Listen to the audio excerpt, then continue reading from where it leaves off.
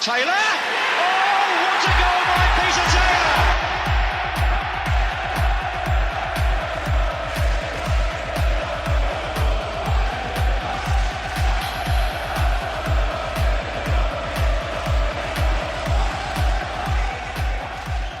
Welcome to Team of the 80s. My name's Gary Spencer. Before we get on to this show today, which is a very special show, by the way, have you subscribed to my YouTube? Have you followed me on Instagram, TikTok, or all the other social nonsense? If you haven't, please do, because it really helps. And I'm really pleased that you're watching or listening to the show. Right, on to today's show. This fella was a 1970s Palace icon, and he started off that swagger of Team of the 80s. I've known him a long time. I've seen him in some crazy situations. I've seen him score an absolute worldie against Brighton.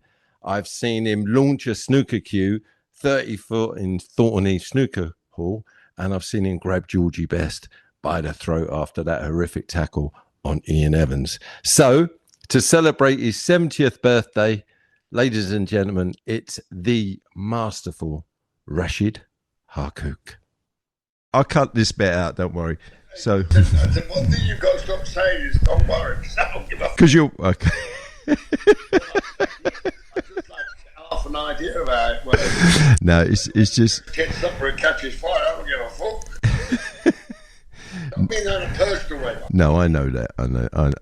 I know. When you said podcast, I ain't got a clue what is that. I was doing this thing in New York. I was interviewing in person, like prominent New Yorkers. And then I just thought, you know what?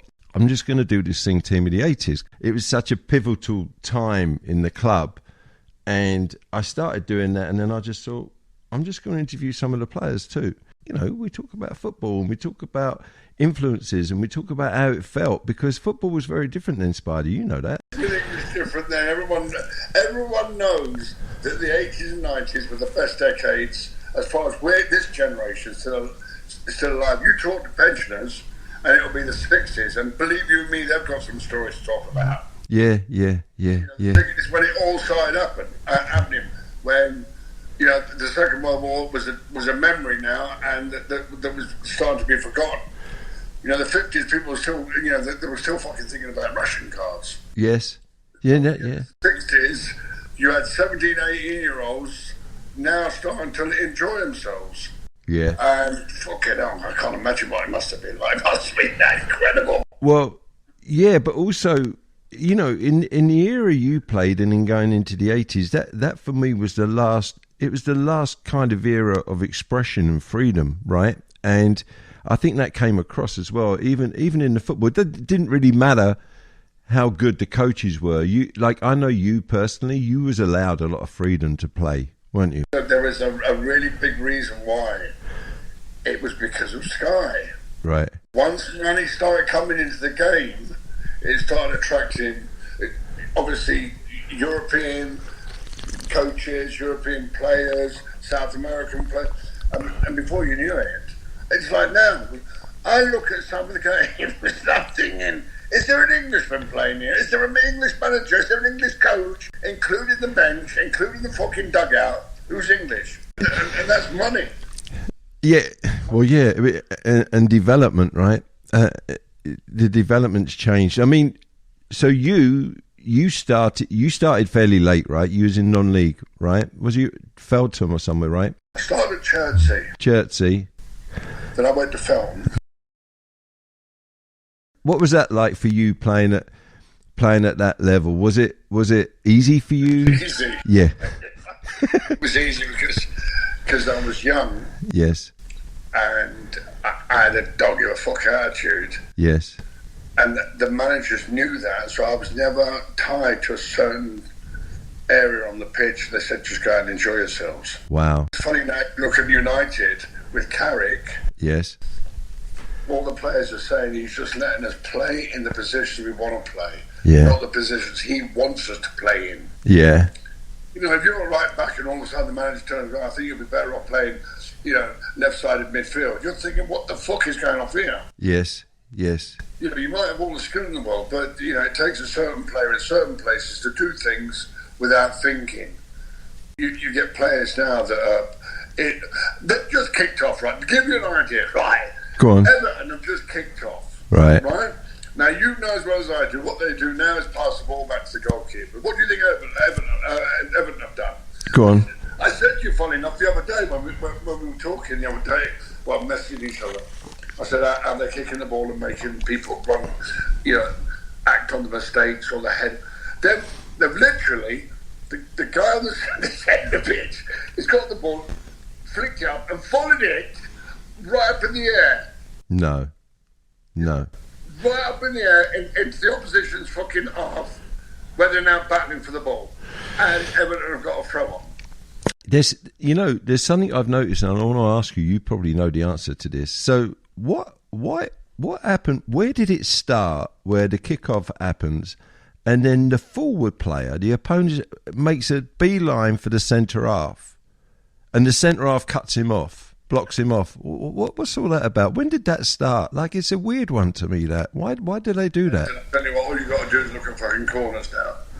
Then you want to know about blocking people. And then, I mean, Arsenal the other week, there is a photograph of Rice. I don't know who they were playing. And Rice had both his arms round the fella in the Arsenal penalty area. Right. And his arms were locked around him, not loose around him. They were locked. His fingers were locked. Wow. How the fuck isn't that a penalty? It's not a penalty. Never know. No, it's unbelievable. Because the ball's not in play. So what you do off the ball, but I mean, there's a load of new rules coming out soon. They're quite fundamental rules as well about time wasting, about goal kicks. They've got to be taken within a certain amount of time. You can't talk to the ref, that's fantastic. Yeah. I mean, in all the years I've played football, all the years I've watched football, yeah, I have never seen a ref change his fucking mind. No, you're right. Every time there's a bad decision or a penalty, you get 20 players around the ref. But you feel like saying to him, do you think this one decision he's making now, you're going to make him change his mind? When nobody's made a ref change his mind in fucking 50 years. No, you're right. I guess it's I don't know, mate. I guess the more dough that comes into the game, I guess it gets even more emotional. I don't know. Football was very passionate when you were playing too. Incredibly passionate, because it's not a game. When you're out there, it's called a game of football. It ain't. It's a war. Yeah. But and again, you played in a time where, I mean, the pitches then were like a quagmire, right? I mean, now they play on a snooker table. I mean, you had to really play when you played. We used to play games like this at the beginning of the season, when they'd spend 3 months making the pitches like billiard tables. Yeah. But it's nothing like the seeds and everything. I remember when I was at county and I said to the groundsman, why are our pitches so bad? Yeah. He says, talk to the chairman, it's the seeds. Oh, really? Really? He said, it's the quality of the seeds. Wow. It's a lot more technical now. Of course, yeah. Underground heat. Yeah, and different pitches and roll-out pitches, and the thing they got at Tottenham where you can roll it out. The only pitch I knew that had anything to do with heating was Arsenal, and their the changing rooms were heated, and the floor was heated. Yeah. And we couldn't believe it, like we took his socks off. I was talking to, what's his name? I was talking to Nico about Arsenal, and he just said, like, you walk in there, it's like a club, When you was at Feltham, is that where you got scouted by Palace at Feltham, right? No, it's when I was at Chertsey. Really? It's a long story. Oh, go on. So you was at Chertsey and then you went to Feltham. Who's... When I was a kid, I knew I was a bit different, obviously, with school football and everything. Yeah. But I just did what we did in them days. Fuck it, I'm going to go and get a living and get a few quid because I want to pay for my way when I go out. Yes. Anyway, one day I'm playing football, and a kid's turned around to me and said, I know a bloke at Fulham. I think I can get you a trial. I said, go on then. I was 15. Yeah. I've gone along for this trial, and I've scored 5 goals. Right. And as I'm walking on, the kid with a black ball, he had a black ball. He had a fucking little pad. He went, how old are you, son? I'm 15. He went, oh, so you might be a bit old. And I remember as I walked off, when it got changed, had me shower and everything, and I came out, I just got my boots and put them in the bin. Yeah. As I was leaving. Yeah. I never kicked a ball for like 3 years. Oh, really? Yeah, never kicked a ball, just didn't give a fuck. Wow. So then I'm working at a company, what was it called? New in Air, they made cables and whatever. Anyway, I'm flicking a ball up in the fucking, just messing about. Oh, can you play? I said, yeah, I can play. Anyway, he said, when you come round on a Sunday and, have a game. I said, go on then. So I've turned up on a Sunday and he's made me sub. Oh, fuck this. At half time, I'm starting to get ready to fuck my phone. Yeah. So he said, what are you doing? I said, I'm going home. I've seen enough. I'm off. He went, no, come on. I'll put you on. Yeah. So I end up scoring half a dozen goals. So as I'm scoring these goals in this Poxy Sunday football, yeah, a bloke is walking along, the typical bloke with his dog. Right. And he said, who's that? You can play. I'm the trainer for Jersey Town. Come along and have some training sessions, and from there it carried on, and I played for Jersey. Yeah. And the guy that was walking his dog that day, he went to Feltham and he took me with him. Ah, brilliant. From Feltham, we were. This is funny, this story. Go on. When I was with Feltham, we played some games, and we had an overdue game. For whatever reason it was a cup final, and we were supposed to play it before the end, before the beginning of the new season. There was something to do with the timing. I don't know what it was. Right. But it got rearranged. Right. So I thought, oh fuck it, I might as well go to Butlins and work at Butlins in Yellowcoat during the summer. Yeah, go on. Yeah. So anyway, I'm thinking. Anyway, I've only turned around and said, which obviously that's their policy, because we applied in May.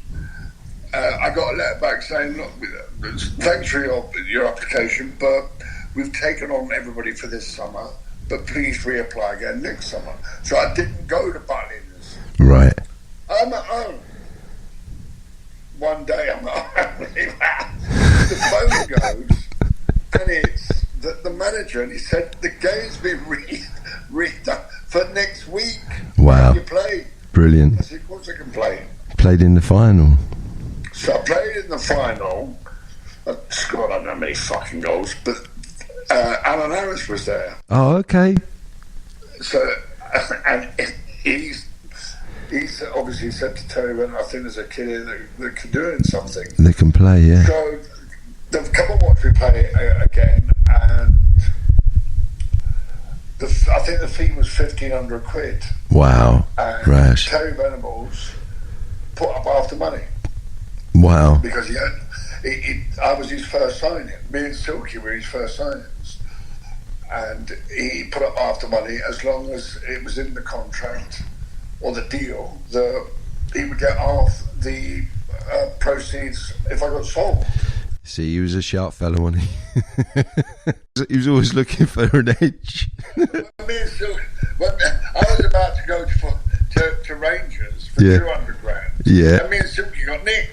Yeah, I remember that. I ended up going for about a month later, my fee was £100. Mate, I remember that.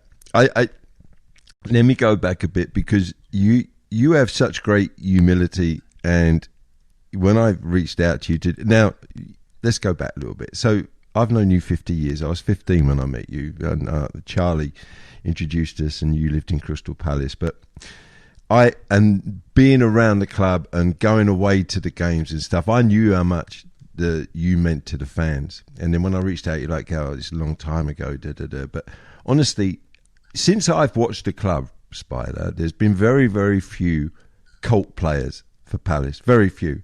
I think you, maybe Alan Whittle, Mateta now, Shamak.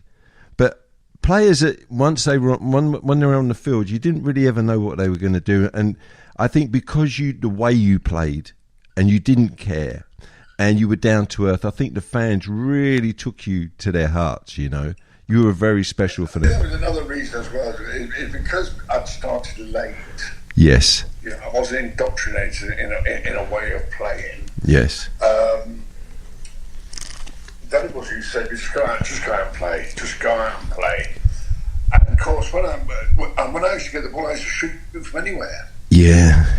I was thinking. That's from smash to smash. Yeah, no. Whenever I got the ball, if I was 30 yards out, and it pains me when I see players now on the money they're on, they can't hit the target. Yeah. On these pitches, yeah, I'd hit the target 9 times out of 10. Yeah. Without doubt. No, I know. I see you. I see you do it. Would you say that if you were at a position, it was probably a 10, right? You probably played in the 10 spot there, or no? I played 10 most of my playing career. Yeah. Yeah, you was hard to pick up, mate, as well. You know, I think teams really struggled to pick you up because they didn't really know where you were going to go, and you just went. You know. Well, exactly. I mean, the thing is, I don't think I'd have been half the player that if someone had said you've got to play there or there, because you've actually welded to a position, aren't you? Well, yeah, I think freedom. Mate, that's a really good point. You know, I think if your professional career had started with anybody else than Venables and Allison, you may have well been a very different player, right? No, I don't think I'd have carried on. Things like that getting to me, and I don't think I'd done, because I think about now how some things affected me. And I don't think I'd have carried on, obviously, because it's a job. But I would never have loved it as much as I loved it, you know. I mean, particularly the character you were in as well. I mean, you were just you, and you just, you played the game as you saw it.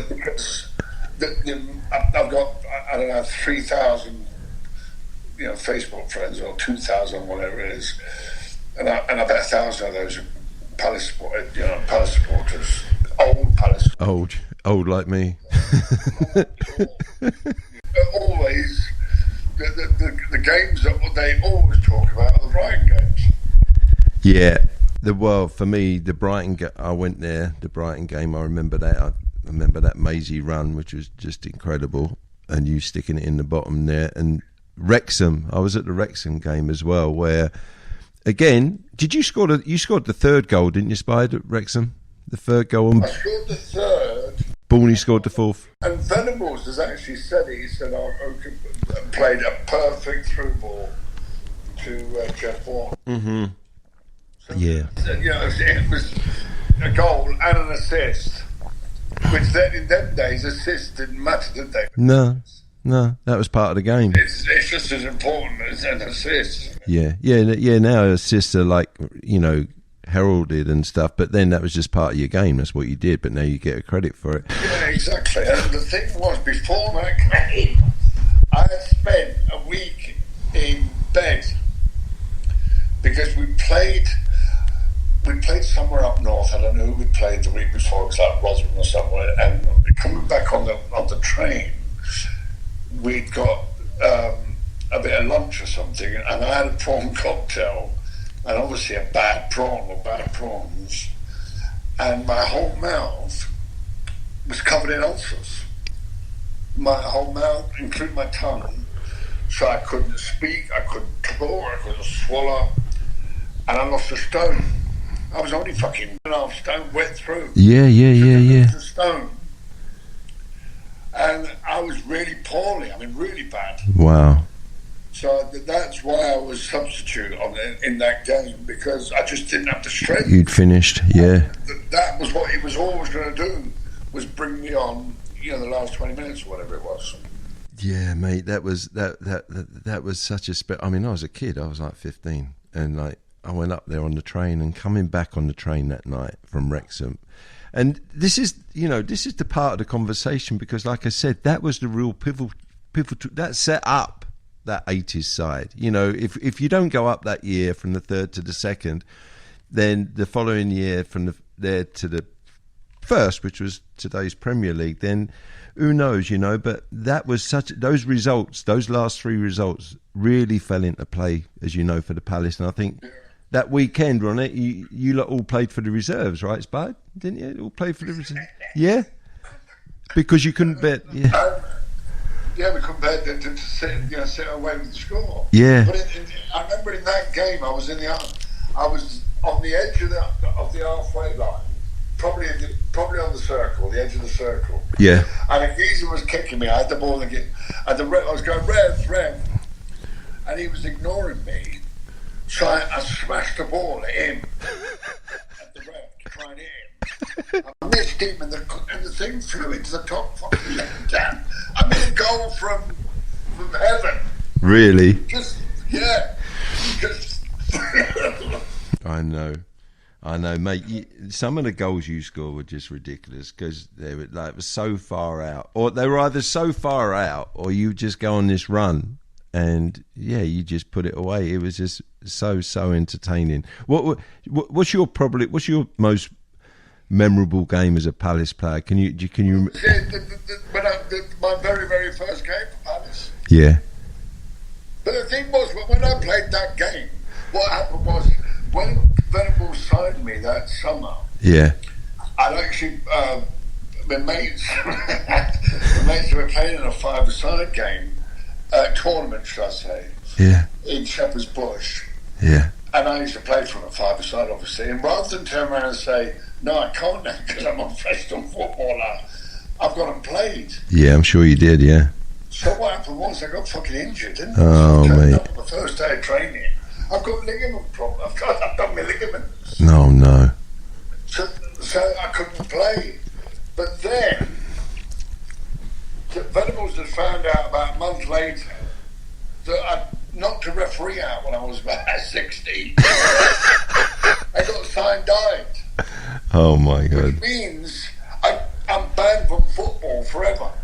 I go to Lancaster Gate, and the reason why they didn't ban me forever was because I was under 18, but they banned me for 3 months. Yes. So that's why I couldn't play. Mate. But again, go on. Sorry, Rash. Go on. Then the game, we turned up with imagine Venables, he's thinking, what the fuck have I bought here? What have I got here, yeah. So then we've turned up with the game, and about 4 coppers have turned up at the fucking restaurant door, wanting to arrest me because I'd been to Brighton that Easter, had a row, got nicked, got fined, and fought the fine. And they said to me, "You got to pay £50, otherwise we're gonna drag them off." Mate. But you see, you couldn't write this, could you? No, but you see, you're laughing there, and honestly, mate, that again is one of the reasons why the fans, they loved you. Like that, you were such a character, and you just did your own thing. You're a complete maverick. Like you just did your own thing, and I'm sure, like going back to that, Venables understood that part of you. Not a lot of managers would, No, but in them days, there was a few of us around. Yeah, a few. That was who I lived with. There was Worthington. There was Marsh. But Marsh he was coming to the end of it. But every single club seemed to have a maverick player. Tony Curry. Exactly, played with him. Tony Curry. Yeah. Yeah, no, different. Frank Worthington, yeah. Ballsy, well, yeah. They didn't play to a script. Yeah. Tell me, Rash, because again, there's another game I was at. When you played Fulham and George and Bestie was playing for Fulham, I remember that game. I remember that tackle. I remember you grabbing Bestie around the throat. That was intense that day, right? I mean, that was and you and him became pals after that, right? Not so much pals. We used to drink in the same bar. Yeah. But he had his entourage. I wasn't impressed. So, a couple of times we'd have a drink and that, but not pals, definitely not pals. Right. And that tackle was probably one of the worst ones, right? Because he did, if we go back to that day, I mean, I loved George. I thought he was great. Obviously, an amazing footballer and a half decent fella. But he kind of slowed down, didn't he? And then he like really rushed in with that tackle that day on Ian. The thing is, if it was on TV now, I think he'd get banned for life. He'd get arrested. You know, who was it? Was it Kamara? Kamara was the first player to prosecute someone. Was he really? Yeah. Chris Kamara, I'm sure it was Chris Kamara, because it ended his career. Right. He actually prosecuted, a player. Right. Because the best went in. It was like, he had his foot sideways. No intention. I can see it. I can see it now. I can see it. I was the first one on the scene. You was, yeah. And I saw Ian Evans's foot. That was the thing that shot it. His foot was in between his legs, up by up by the bit of his thigh. Wow. So he bent round and he had really long legs. Yes. And I thought, he's done. Oh, yeah. Obviously knew that he didn't fucking. And he was emotionless. Pest. Yes. I mean, emotionless. Because he knew what he'd done. He knew that that's exactly what he wanted to do. And whether break his leg, I don't know. But if you go in with your foot like that, there's always that. Yeah. That's why now you show someone your studs. Never mind about going. Just show them your studs, and you get sent off. Yeah, no, I remember that vividly. It was on the halfway line, and I was just off the halfway line there in the old stand. No, it was a serious time. So Palace, well. Great player, but I think at Fulham, it was patchy. Obviously, he had that time with Rodney, and that was first class. It was great entertainment and a good time for the club over there, for those fans to watch those two. But a bit patchy at Fulham. At Palace, I guess Silky was your closest pal. When it's Silky and Phil older. Phil older, Silky as well. But they're two completely different persons. yeah. Yeah, no. Lovely people. I still speak to them. It's fantastic that he's now found happiness again, which is brilliant. Yeah. And the great photographs of him and his fiancée, considering what's happened to him in the past, it's brilliant. Yeah, no. It doesn't happen to many people. No, Spide, no, not. It looks like he's found love twice in his life. It's fucking hard not to find it once. Yeah, no. Yeah, you're absolutely spot on, mate. And then after Palace, so QPR then, did you get there before Venables? Or did you join him? No, the Venables sold me to them. So I was there for 2 years, and it was just it was 2 years of football I like to forget, because I was bought by a manager. Fucking hell, what was he? Who was the manager then? He stopped managing it straight afterwards, but he was the youngest first division manager. He was 27. Wow, mate, I don't know. I forget his name. I'd have to Google it. Me too. So again, I too. I forget his name as well. Yeah. He was an ex-player, ex QPR player. Anyway, he signed me in the summer, and a week later, he either got the sack or resigned. Right. So now I'm at a club where the next manager hasn't bought me and didn't get on with me. Yeah, he didn't fancy you. Yeah. And it was like 3 or 4 managers turned up there, and none of them basically they wanted me to play in a style and wanted me to do this, that, and the other. Alex Stott was one of them, a fucking fossil when he turned up there. He was about 170 minutes and I was just I'm thinking, what? Fuck off with it. Speaks well of you. It was Tommy Docherty. Oh, he was the manager that came afterwards. Right. And Tommy Docherty just wouldn't play me because he had a style to play that and then there was There was about 4 managers. Right. And something happened there that I think it made me really start thinking about football. Wow. There was I was in the reserves a lot, and I was scoring. Basically, it was called a combination. Yeah, the football combination. Yep, correct. Yeah. Combination. And Yeah. I was playing the reserves, and I was doing that one of the reserves and scoring goals from everywhere. And I wasn't even getting not even a sniff in the first team. And I used to think, what the fuck's going on here? Anyway, the manager, Irish cunt, whatever his fucking name was, I got into his office one day because they used to do written reports about the game. Yeah. And we played Swindon away, and I'd scored 2 goals. We won 2-0. And I had to read the report they'd written. And it was like, lazy as usual, did fuck all, lucky to get on the end of 2 goals, useless. Wow. Because he wanted to win the combination. And he knew if I wasn't playing, he wouldn't. Right. That gives you an idea of so I thought at the time, you fucking twat. And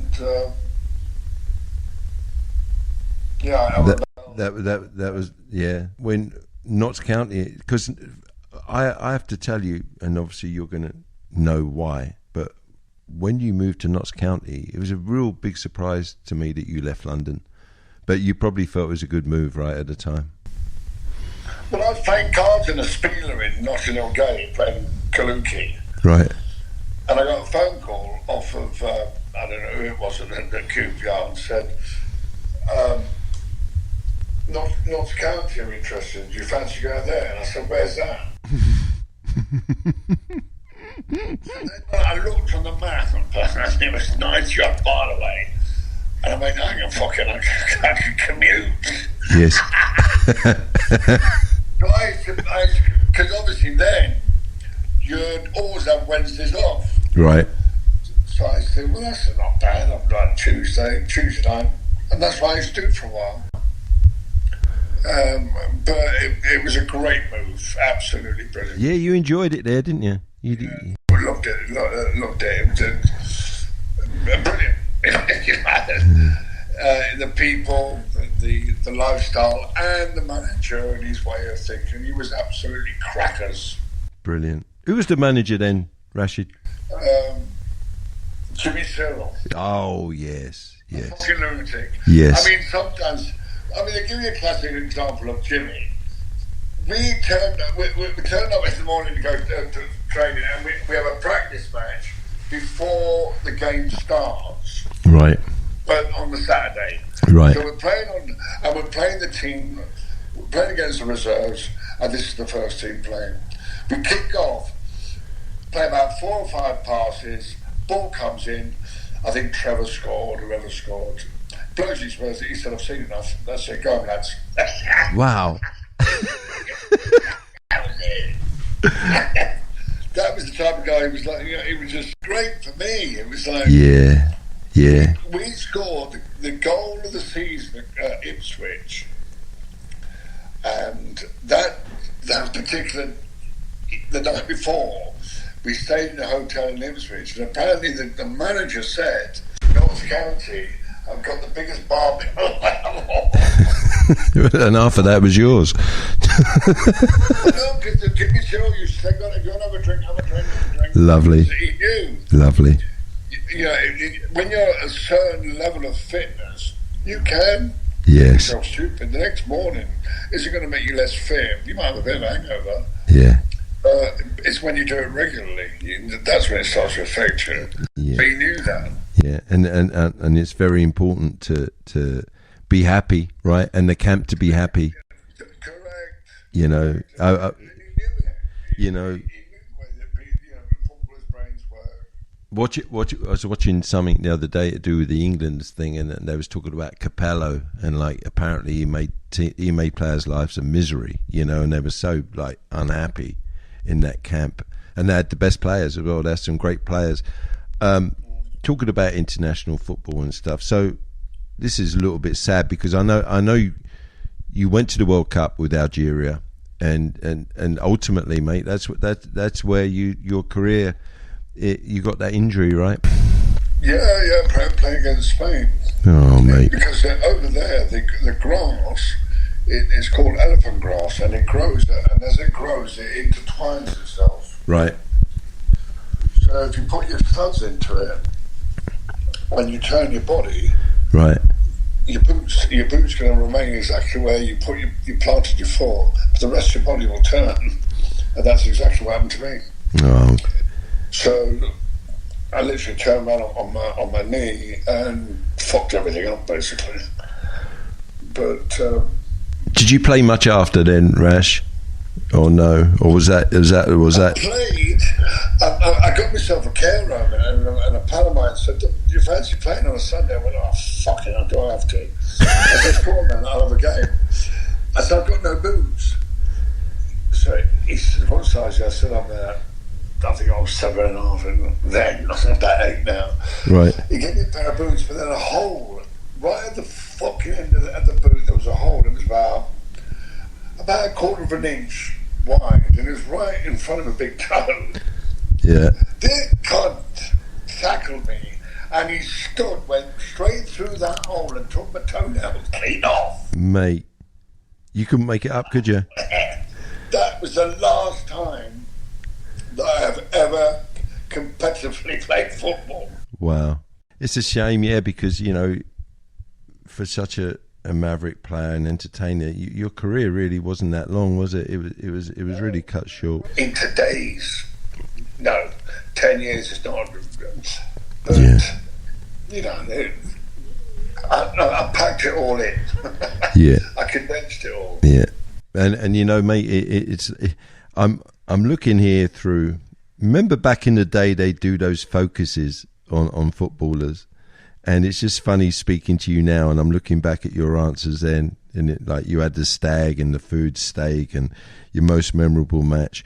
But the biggest thing I'm picking out of all this here, and I think you are, is your ambition, and it says to be happy.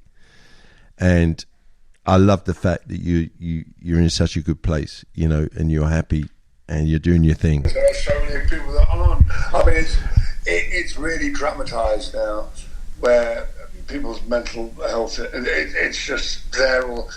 And I think, fucking hell, if your bird packs you up, you've got mental problems.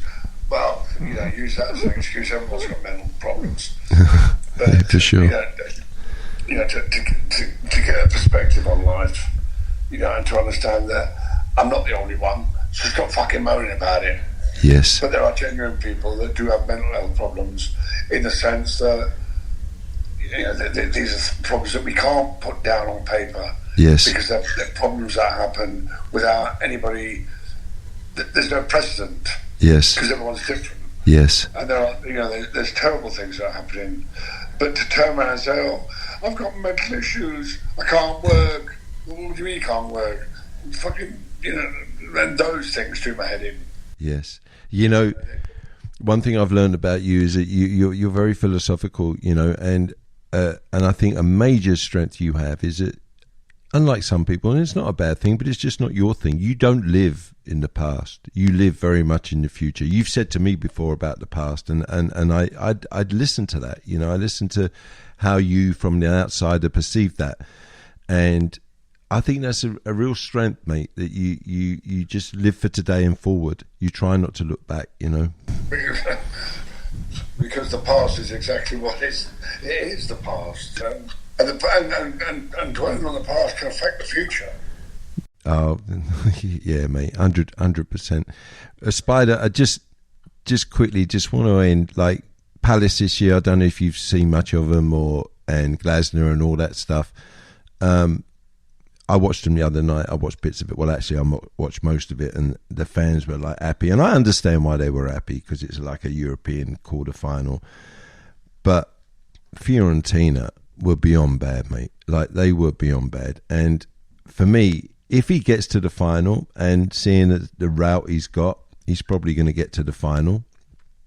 I think he's been flattered a little bit this year, because I think he's been found out many times this year about playing against teams with the low block, etc.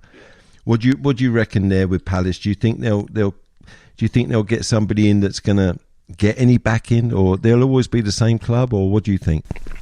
Well, the thing is, at the end of the day, you've got to understand, Gary, the only attraction or affiliation I've got to Palace is the supporters. Mm-hmm. Because they're always going to be there. It's like they're always getting in touch with me now, and that's where I'm in contact with Palace. Yes. But as far as the playing side of it, I wouldn't know if they played fucking Japan. I really wouldn't. I don't follow it. I glance at the scores, but ask me if you put £1 million on the fucking table now, yeah, and ask me who was one of the players that played last night, or even the manager. Wow. I wouldn't have a clue. I love that. That's brilliant, mate. That. You know what? The supporters have always been there, haven't they? Yeah. The supporters, that support like you, they carry on. Yes, mate. That's first class. Do you follow anyone or no? Do you follow County? Anyone? No, I went to County, watched them play. I left at half time. In fact, I went to the bar and left at half.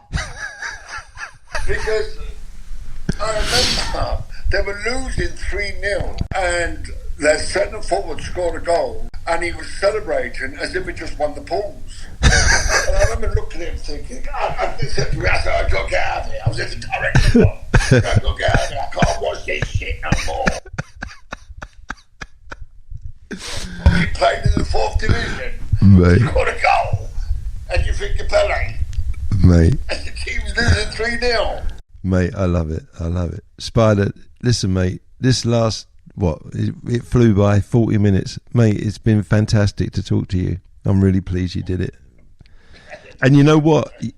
There's going to be a lot of people that are really pleased you did it as well, because like I started this off, you're very dear to many, many, many Crystal Palace supporters, mate.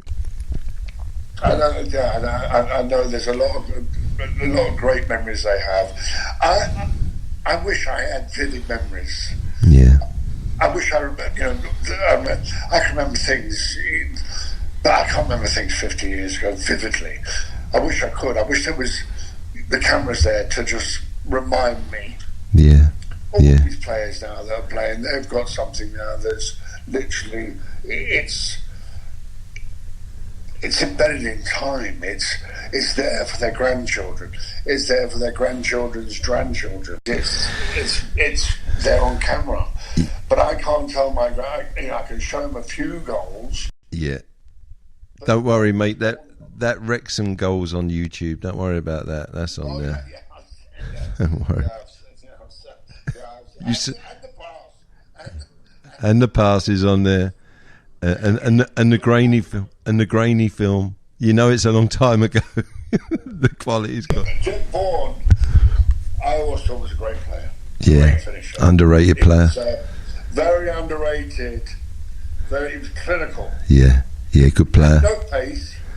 No. Half an hour to get from the halfway line to goal, but great control. But I remember Clive Allen was the same. Yeah, Clive Allen. I think that was the reason why they sold me his house.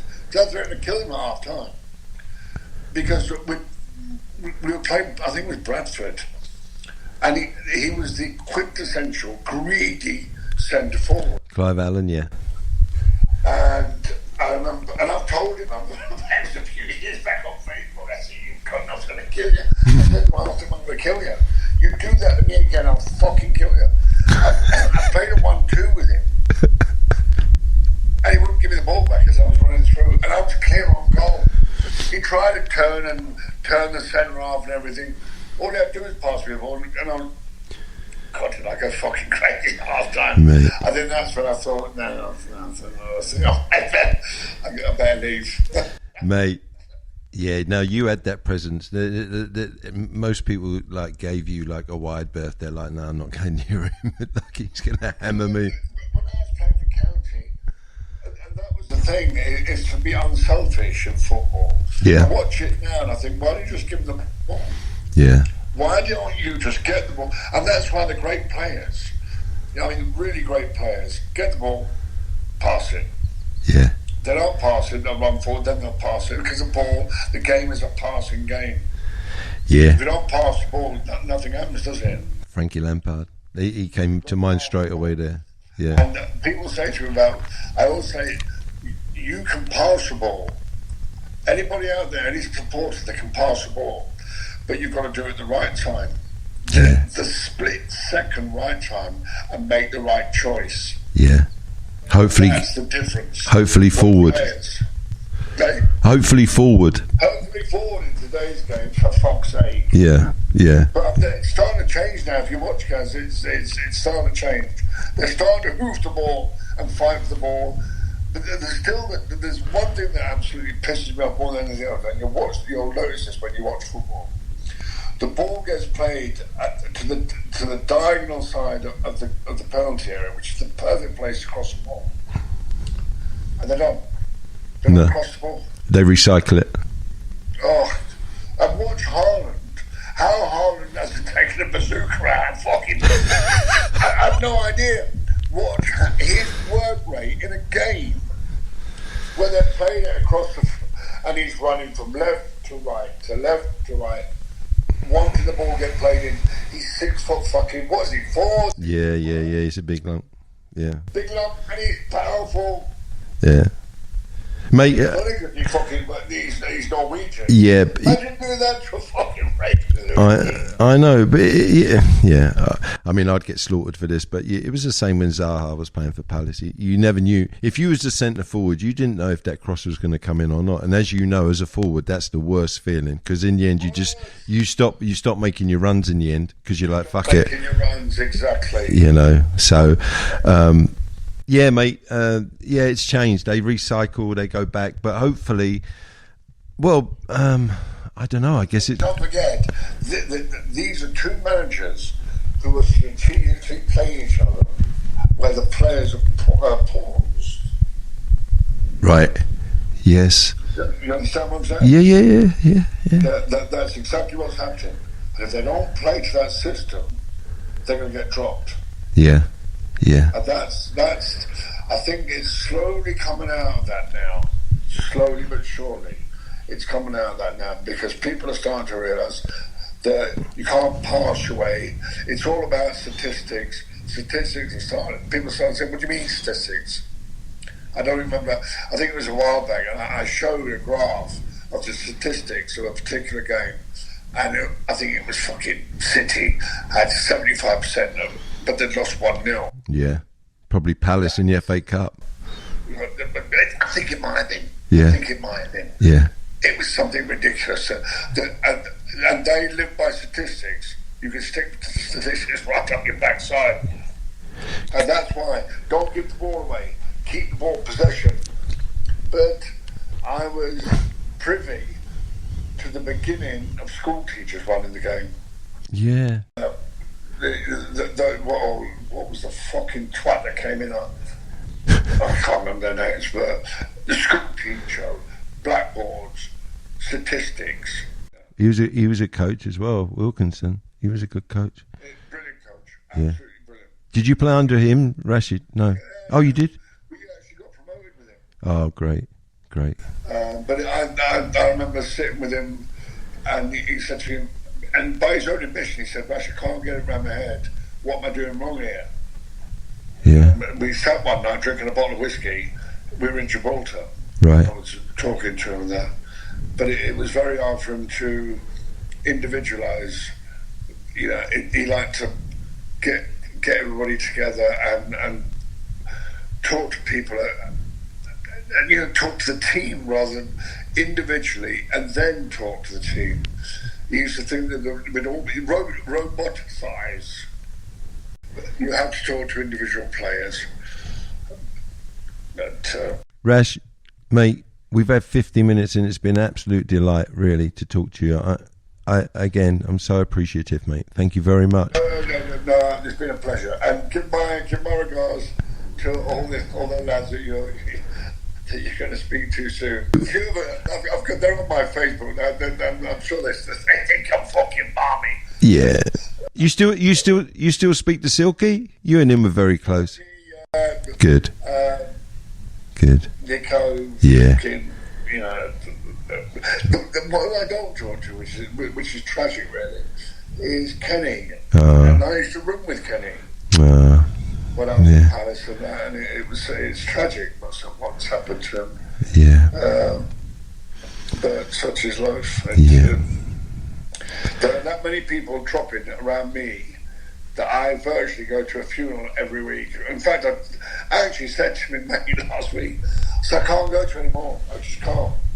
Well, and whether that's a good thing because I'm not, or that it's a reflection of what's happening at the moment. We're just at that age, mate. We're going to go to more funerals and weddings, that's for sure. Yeah, absolutely. Rashid, I love you, mate. Very, very, and I really, really appreciate it. And I'm going to finish this, and then I'm going to call you back quickly and have a chat. Cheers, mate. Thank you very much, Rashid. Thank you. Bye-bye. Spider, what an absolute pleasure it was to have him on the podcast. Great player. Just don't have players like that anymore. Complete maverick. Never knew what he was going to do. You didn't know if he was going to hit it from 40 yards or go on a mazy run, or he was just pure entertainment. And what a lovely, lovely fella. And Spider, thank you very much, mate, for doing that. And have a very happy 70th birthday and a 70th birthday month knowing you. But yeah, so don't forget, subscribe, follow me on Instagram, on TikTok, and all the other social media outlets. And I'll see you again soon for another special guest and another Team of the 80s. Thank you very much.